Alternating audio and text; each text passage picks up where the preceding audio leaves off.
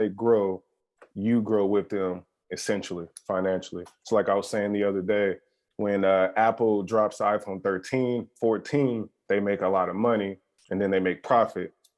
Meaning as in they spent money to produce the phone and they sold it. They spent money on marketing, all the things they got to spend to get that phone to the people's hands. And the people are buying these $1,000 phones. The money they get back, you know how it is. They made a flip, and then you get a piece of that. And then so what stocks have is a great portion. It's called dividends, and dividend is exactly what I just explained. You buy in, they make profit, and they give you a piece quarterly. So they pay you 4 times a year, usually a good company. And then some companies will send you that money twice a year or once a year. And so like Apple, Microsoft, they send it to you, more often. And then, and it's all proportional to how much you owe within the company. And these companies mostly like are rated by market cap, which is market capitalization. So that's how much, like if all the shares were in, one pot, how much would all of those shares worth? So most companies got like 100 million shares out in the market. So owners, they breast the company down 100 million pieces and everybody get a piece of it. So that's what that part is. So market cap is if all of those are combined together, how much they're worth. And like I was saying, Bitcoin hit $1 trillion. So that's the same thing. All the 18 million Bitcoins together are worth $1 trillion. And then all stocks are just public companies.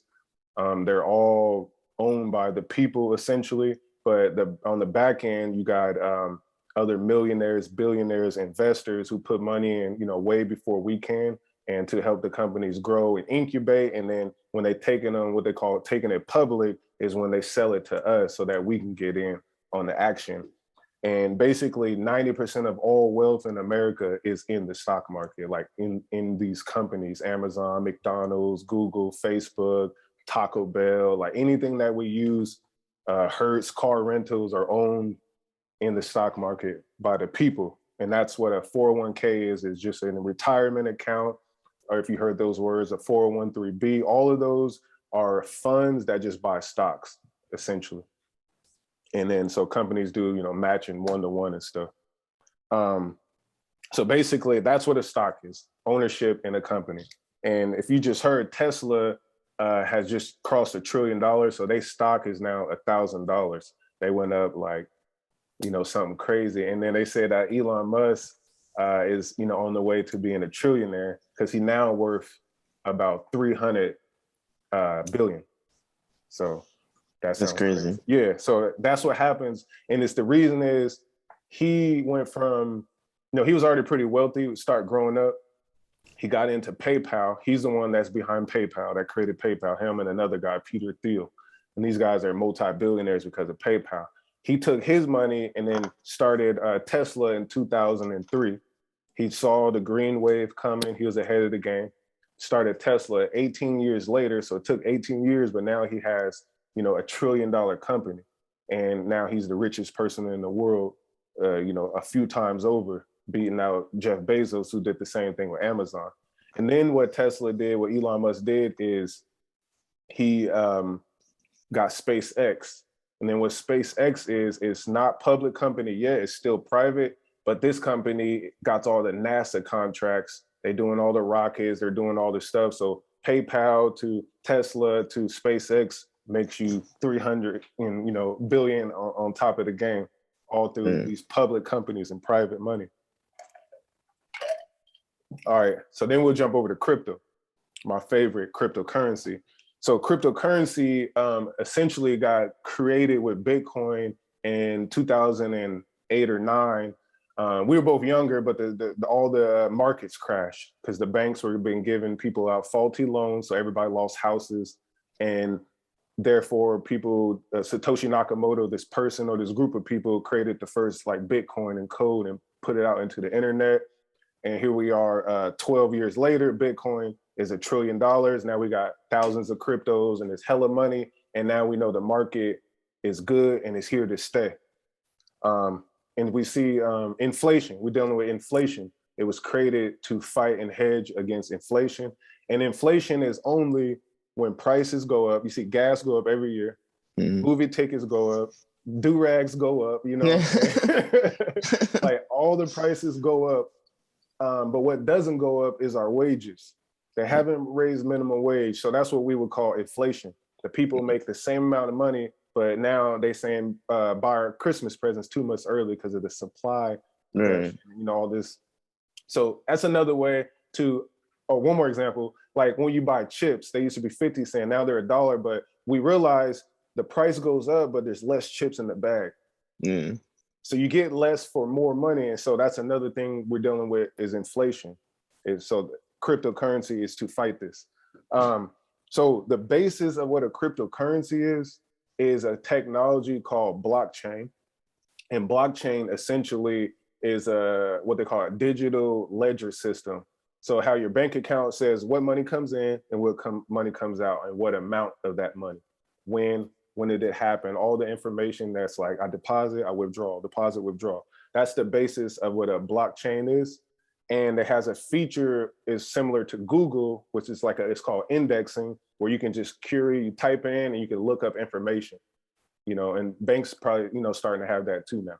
But so blockchain is that system, but it's more secure and it's transparency, it's scalable, it's all the things that make a blockchain. It's decentralized. So our money in America is basically decentralized. The Federal Reserve controls the money.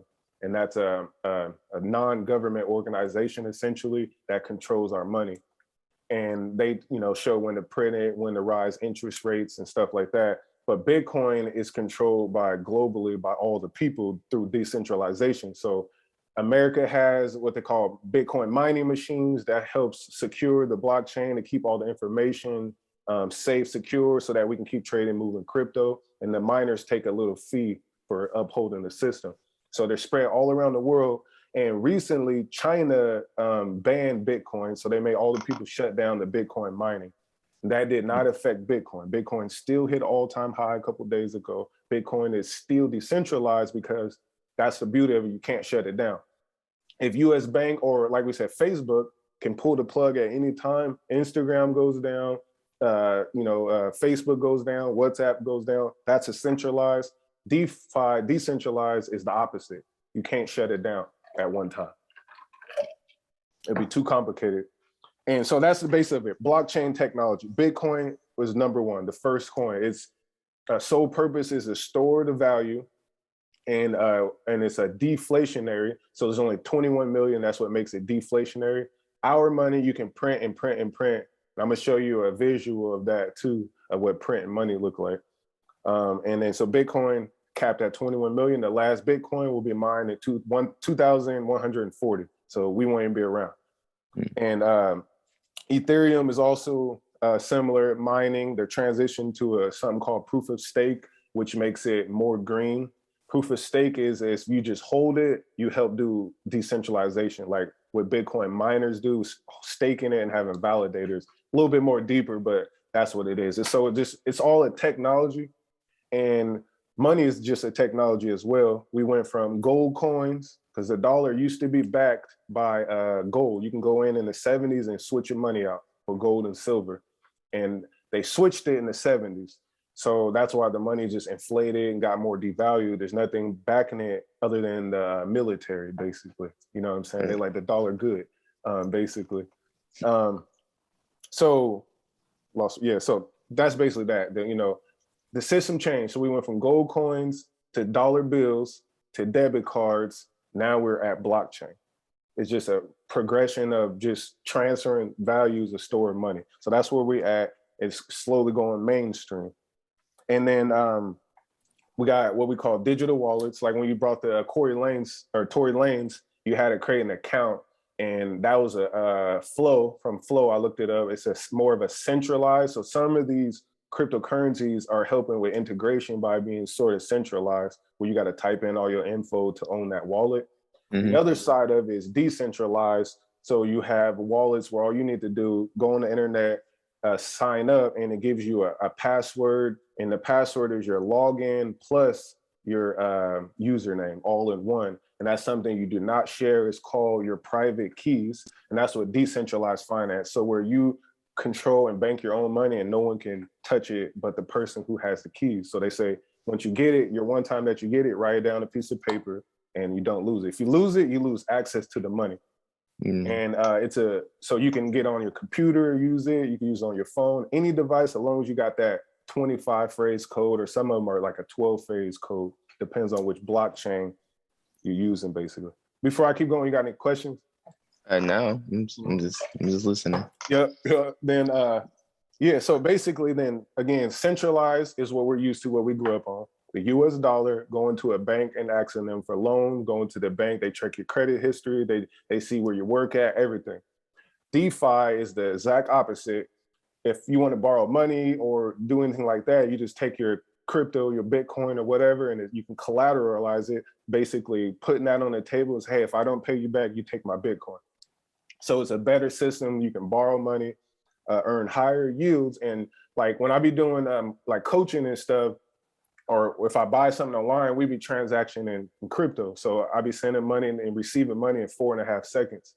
You know what I'm saying? So that's the beauty of it, is that internationally, like I do coaching and you can just instant. So that's a part of it. It's an instant transfer of value and wealth, and it's secure. And they can't just print a whole bunch of it and devalue your money.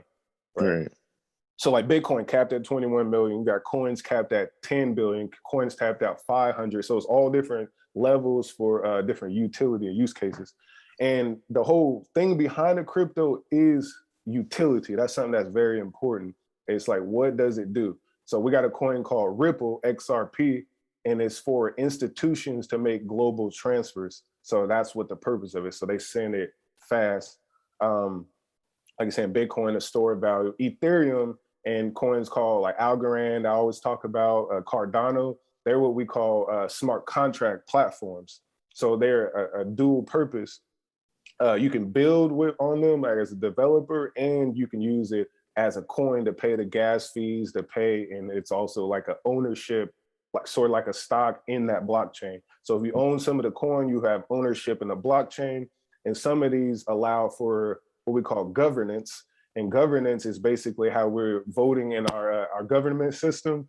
And your say supposed to matter about certain things. Well, in the crypto, when you vote, it actually matters. So you can vote about what to do with funds, what to do with fees. And I'm in a governance protocol right now, and they pay you rewards for participating. So it's like, imagine your government pay you to vote and to really, see what they're working on and really participate in, so that's the beauty of it. So stuff like that it's just a better system, and it's, financial tools, so this is where the money's at, basically. And that's why I'm always hyped about it. But so yeah, then I'm before I show you more videos, we're gonna go to trading, right? Because you asked about trading. So there's some long-term investing is what my favorite, but I trade a little bit. So it's trading. And essentially all trading is you buying a stock or a crypto and you're selling it in that same day for a profit, or you're selling it next week. You're selling it in a short time period. That's basically trading. And then they got more advanced trading would be options. So options are basically it's called call and a put. You're betting that, say, a month from now, this Apple stock goes up to a certain price or it goes down. So you're kind of making more of a bet in the future. Like, is it going up or down in 3 weeks? Then you put money down, and that's what they kind of call a leverage position. Sometimes you can leverage and borrow money to do it.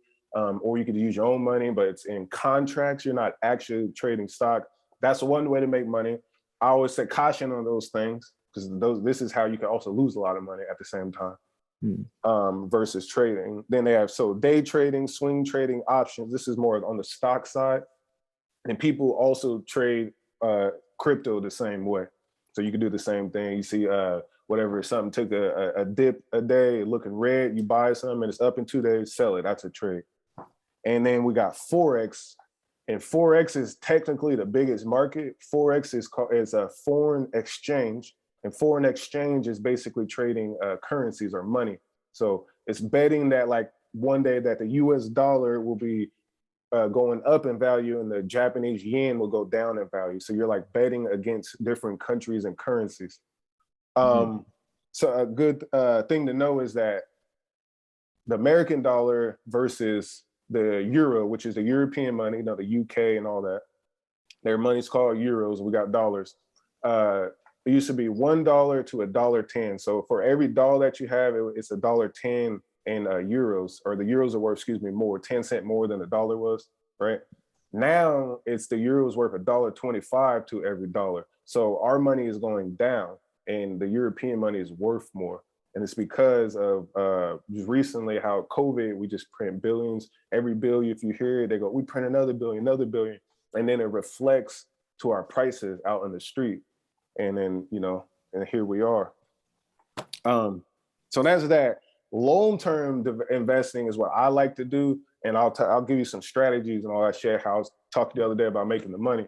And it's a more of a secure way, but long-term investing is buying a solid asset, like I'm talking about Microsoft, Apple, Bitcoin, Ethereum. Buy those assets and hold it.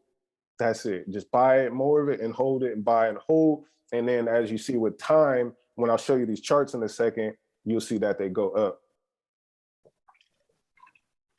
All right, I'm gonna show you these.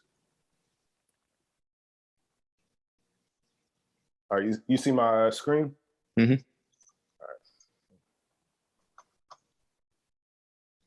All right, so I'm on this site right here, this market cap that I was talking about. You see Apple up here? Mm-hmm. And you look on the side, see the countries? Yeah.